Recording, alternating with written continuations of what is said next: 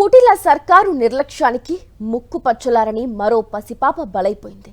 మత్తెక్కిన నరరూప రాక్షసుడి కబంధ హస్తాల్లో విలవిల్లాడి విగత జీవిలా మారిపోయింది.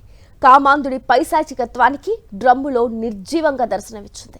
ఈ దృశ్యాన్ని చూసిన మాతృ హృదయాలు తల్లడిల్లిపోయాయి. ఇన్నాళ్లు అల్లారు ముద్దుగా కంటికి రెప్పలా కాపాడుకున్న చిట్టి తల్లిని చూసి ఆ తల్లిదండ్రుల గుండెలవిసేలా రోధించారు. ఈ హృదయ విదారక ఘటనపై అన్నమయ్య జిల్లా కేంద్రం మదనపల్లె కదిలిపోయింది. చలనం లేని మొద్దు సర్కార్పై కన్నెర్ర చేసింది. తక్షణమే న్యాయం చేయాలని నినదించింది. అన్నమయ్య జిల్లా మదనపల్లిలో అదృశ్యమైన 7 ఏళ్ల చిన్నారి అత్యాచారానికి గురైంది. ఆమెపై నిందితుడు లైంగిక దాడి చేసి ఆపై హత్య చేసినట్టు పోలీసులు ప్రకటించారు.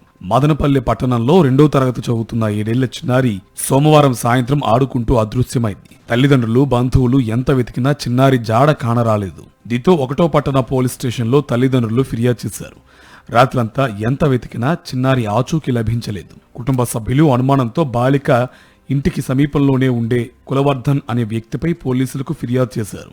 దీంతో పోలీసులు కులవర్ధన్ ఇంటికి వెళ్లి చూడగా డ్రమ్ములో బాలిక మృతదేహం కనిపించింది. నిందితుడు కులవర్ధన్ చిన్నారిపై లైంగిక దాడి చేసి డ్రమ్ములో పెట్టాడని తెలియడంతో బాలిక తల్లిదండ్రులు, బంధువులు ఆగ్రహం కట్టలు తెంచుకుంది. ప్రజలు ఈ ఘటనపై రగిలిపోయారు. దీంతో పట్టణంలో ఒక్కసారిగా ఆందోళనలు మిన్నంటాయి. సర్కార్, పోలీసుల తాత్సారం, నిర్లక్ష్యంపైన నిరసనలు వెల్లువెత్తాయి. నిందితుడిని తమకు అప్పగించాలంటూ తల్లిదండ్రులు, బంధువులు పట్టుబట్టారు. బాలిక మృతదేహాన్ని పోస్టుమార్టంకు తరలించడాన్ని అడ్డుకున్నారు.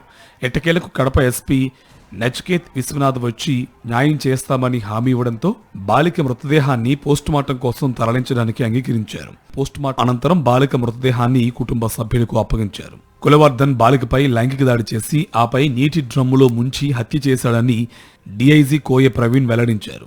ఇంటి తలుపులు పగలగొట్టి బాలిక మృతదేహాన్ని గుర్తించామని, అయితే నిందితుడు పరారయ్యాడని పట్టుకునేందుకు గాలిస్తున్నట్టు తెలిపారు. ఎవరైతే ఈ నిందితుడు ఉన్నాడో అతని కోసం అయితే ప్రస్తుతం గాలింపు జరుగుతుంది. ఖచ్చితంగా పట్టుకొని అతి కఠినంగా కోర్టు ద్వారా అతను శిక్షించే విధంగా కూడా దర్యాప్తులో మొత్తం ఎటువంటి లోపాలు లేకుండా కఠినంగా అతనికి శిక్ష పడే విధంగా మేము ఒక చర్యలు తీసుకుంటాం. ఏపీలో మహిళలకు, చిన్నారులకు రక్షణ లేదని వైఎస్ఆర్సీపీ నేతలు ధ్వజమెత్తారు. మదనపల్లిలో 7 ఏళ్ల చిన్నారిని హత్య చేసి డ్రమ్ములో కుక్కేసినా ప్రభుత్వం చోద్యం చూస్తోందని మండిపడ్డారు. బెచ్చలివిడిగా మద్యం విక్రయాల వల్లే ఇలాంటి నేరాలు జరుగుతున్నాయని ఆగ్రహం వ్యక్తం చేశారు. ఈ కూటమి ప్రభుత్వం అధికారంలోకి వచ్చాక మహిళలకు, బాలికలకు రక్షణ లేదు అని మరొకసారి నిరూపించబడింది ఈ సంఘటన. ఎంత దారుణం అంటే మద్యం మత్తులో చేశాడంట. ఎక్కడికక్కడ మద్యం దొరకడంతో ఈరోజు ఇలాంటి కామాంధులు ఇలా రెచ్చిపోయి ఆడబిడ్డల్ని హత్యలు చేసే పరిస్థితి మనం చూస్తూ ఉన్నాము. ఈ రాష్ట్రంలో అసలు శాంతి భద్రత ఉందా?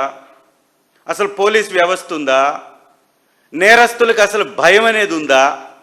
నేరం చేసినటువంటి వాడికి కేసు ఏమన్నా పడుతుందా? వాడికి పడ్డటువంటి కేసును చూసి ఇంకొక నేరస్తుడు ఏమన్నా నేరం చేయకుండా ఆగుతున్నటువంటి పరిస్థితి ఉందా? బాలిక హత్యాచారాన్ని నిరసిస్తూ మదనపల్లె అన్నమయ్య సర్కిల్ జాతీయ రహదారిపై ప్రజలు మంగళవారం ఉదయం నుంచి ఆందోళన చేపట్టారు.